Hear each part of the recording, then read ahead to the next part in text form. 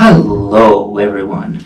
Now, I have an interesting movie. It's called Zombie Town. It's an R.L. Stine story, and he actually cameoed in it as well. Chevy Chase was in it and Dan Aykroyd. It was about a small town. It was a night before Halloween, and they were going to play a horror movie in this old-fashioned movie theater.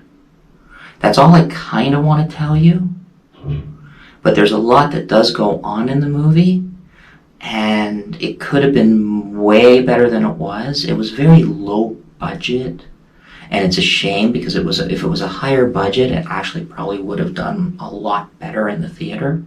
The acting was fine. There were some scenes in the middle that were kind of like just a waste of time, and because of the low budget, they didn't have this fantastic middle part. The opening sequence and the music to it, and even the guy looking out the window, was all nice. And even the old-fashioned movie theater, and the boss from the movie theater, and the kid getting bullied on in school, that was all well and done. And then the kids lining up to see the movie, because this movie is supposed to be a zombie movie. That's why they call it Zombie Town. That he was going to play it one last time because people wanted a new movie from him. But there was so much going on. There could have been more. I wanted more, and I got less. Within 15-20 minutes, I started getting bored, and then the last 20 minutes was fine. It's a very short movie, and the special effects aren't that great. It's in the theaters now, and I was the only one in the theater. So kind of like they didn't advertise it too well, especially for Chevy Chase because he hasn't been in a movie in a while. Dan Aykroyd did a great job, and there's nothing wrong with the acting. And even the town, the way the videographer did it was really good. And some of the dialogue was a lot of fun. And they were making jokes from the 80s because they had the dial phone. They had an actual dial phone where the young girl goes, "This is harder. Geez, how did they do this back then?" Because, dial phones were like ding, ding, ding. And she's trying to use it, and she just can't because she's younger. The younger generation doesn't know how to even probably use a phone book, because on YouTube I've seen the younger generation try to fold a map and stuff. They make jokes about that as well. So something happened, and they had to fix it fast, and that's where it kind of just faded.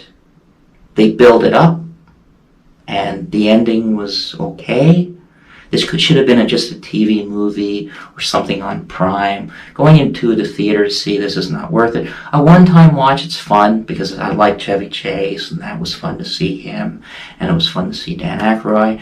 But I don't highly recommend this movie. It's more of a kid's film because it's R.L. Stine. But I was really hoping put more money into it, advertised it better. It probably would have made a lot more money, and it would have done extremely well. And it should have been coming out closer to Halloween. They brought it out a little too soon in the theater, I believe. But if you want, check it out. It's a one-time watch. I didn't hate it. I didn't love it. Chances are I'll never watch it again. But it's fun. It's fun for little things here and there. And did I want to go to my phone in the theater? Well, I kind of did. I was the only one in the theater. So I kind of went to my phone just a little bit, and I looked up and going, oh, okay. This.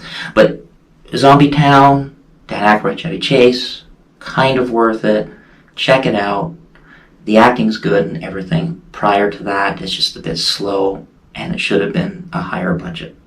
Check out my channel, give me a like. Got Killer Eggs from Outer Space, got a whole bunch of other recommendations for movies and tours of Peterbilt and going to the Peterbilt Zoo. Check all that out, and bye for now, everyone.